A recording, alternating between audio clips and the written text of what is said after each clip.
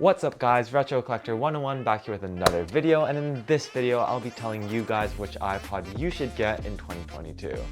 Before we get into the video, there are two things I do need to tell you. Number one, there are actually 4 different iPod categories: the iPod mini, the iPod nano, the iPod shuffle, and the iPod classic. And while all of those are quite relevant, we will be removing 2 of them because they are practically useless.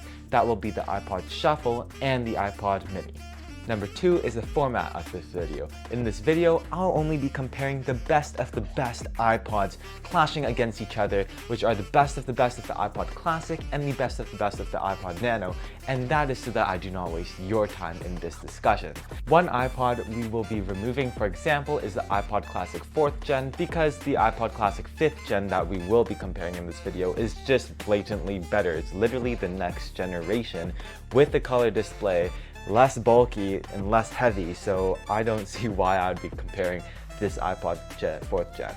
Now before we begin, there will be one twist, and that is with the iPod Nanos. So all of the iPod Nanos are pretty similar, but there are 2 that do tie for the best. That's the iPod Nano 1st Gen and the iPod Nano 6th Gen. The reason why is because the 1st Gen does have the click wheel, which many people desire, while the iPod Nano 6th Gen is very compact, being the most compact out of all of them and boasting off a very good touch sensitive screen, which is also why I'm keeping it in this race. So anyways guys, let's start. So which iPods are we comparing here? That's the iPod Classic 5th Gen and the iPod Nanos that I stated before. Well, why don't we start off with the iPod Classic?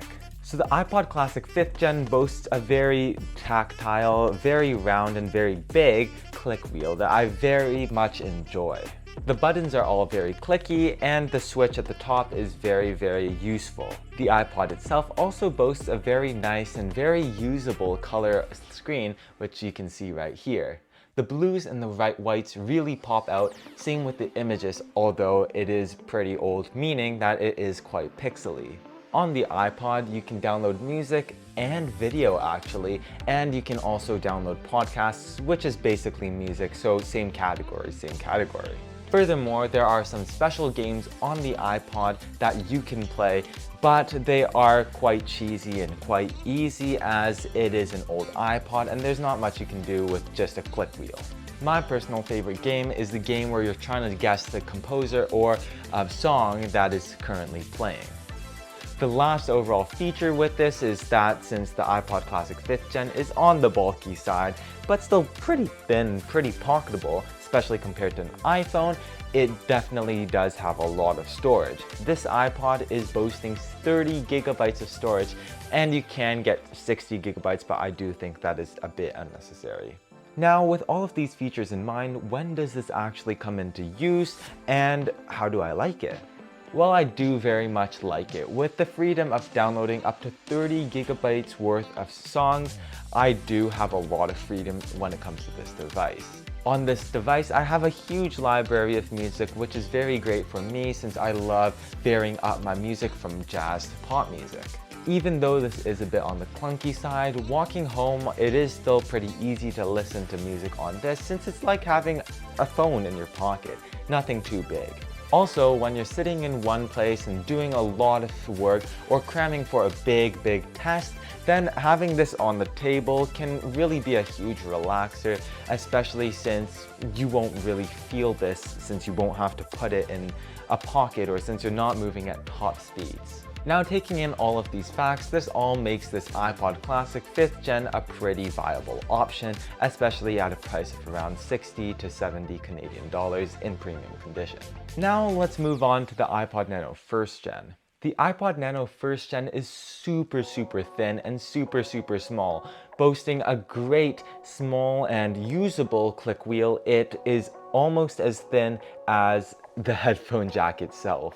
The screen, while being small, is very readable, especially for me since I do have young eyes, but I think for you guys as well, it will be quite usable. As you can see, the lights are pretty dang bright, and the text is just small enough so it can fit in the iPod, but just big enough for you guys to be able to read it. Now, while this iPod Nano 1st Gen has a lot of features that are on the iPod Classic 5th Gen, you do have to remove one big feature, which is video playback, since this only has 2 to 4 gigabytes of storage.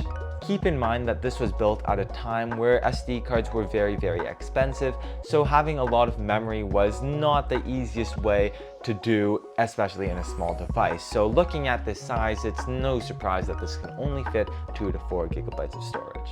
Luckily, you are still able to listen to music, podcasts, and play your games, which is still pretty good considering the size of this thing.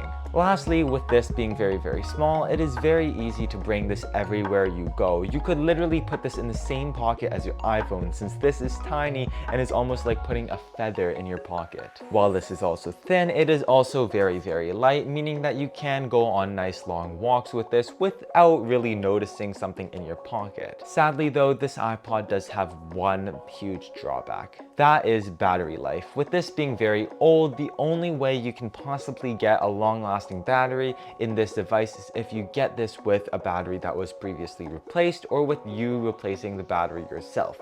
If you were buying this new, then you won't be experiencing much battery life. For me personally, I have 2 iPod Nanos, and with both of them, I've only experienced about 2 to 3 hours of music play per day. Lastly, the iPod Nano 6th Gen. So how much can you get this for? Luckily, you can actually find this for about $30 to $40 Canadian, which is a bit cheaper than the iPod Classic 5th Gen, which is pretty good. Lastly, the iPod Nano 6th Gen. The iPod Nano 6th Gen is the newest iPod, like real iPod that could only play music offered by Apple, meaning that this boasts the best features out of all of them. Scrolling with the fully touch screen is very, very practical, and the colors and display do look very nice. Now, one extra feature this does boast is the function to listen to the radio, which is very, very useful. Let's just say you ran out of possible music to listen to and wanted to try something new. So that means you can listen to the radio, which is very, very practical. One additional feature is that you can also use something called the Nike Fitness app, which is only on this specific iPod and not on the iPod Classic 5th Gen nor iPod Nano 1st Gen. In the fitness app, for example, you can track how many calories you lose in walking and running and check your overall history. Now, while all of this may seem very fine and dandy, how much storage can this fit? Well, luckily you can actually get quite a bit of storage on this, either 4 gigabytes or a whopping 16 gigabytes of storage.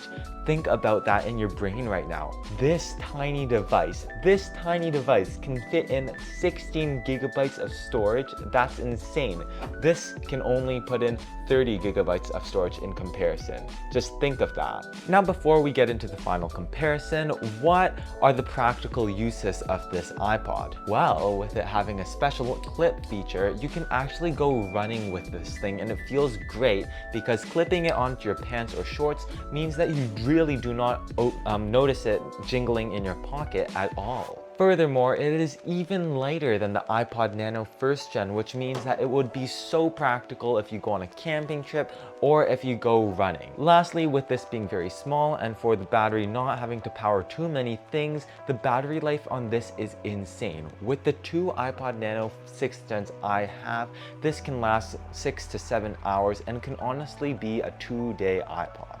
So now, this is all very, very perfect, but also keep in mind this does not have a click wheel, which some people do want for the nostalgia purposes. So, which iPod is the best? Well, let me stop you right there. There are the best iPods, but only for specific categories.